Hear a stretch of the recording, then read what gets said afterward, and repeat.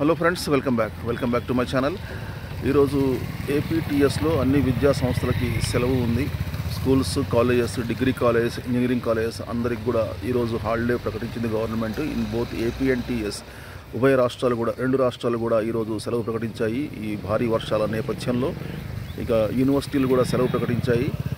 ఇక్కడ జేఎన్టీయూ, ఉస్మానియా, కాకతీయ ఇవి కూడా అన్ని కాలేజీలకి సెలవు ప్రకటించాయి. ఎగ్జామ్స్ ఏవైతే ఈరోజు షెడ్యూల్ అయి ఉన్నాయో ఆ ఎగ్జామ్స్ పోస్ట్పోన్ అయ్యాయి. Engineering, pharmacy, management exams postpone అయ్యాయి.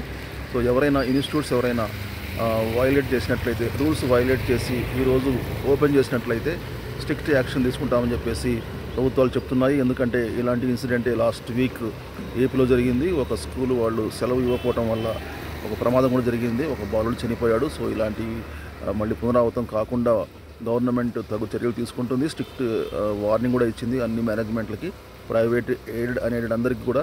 సో ఈరోజు హాలిడే. మీ ఏరియాలో కనుక ఒకవేళ స్కూల్స్, కాలేజెస్ ఓపెన్ అయితే కింద కామెంట్ చేయండి. Okay, thank you very much. మళ్ళీ కలుద్దాం new updates. See very soon. Till then take care. Bye. జై హింద్.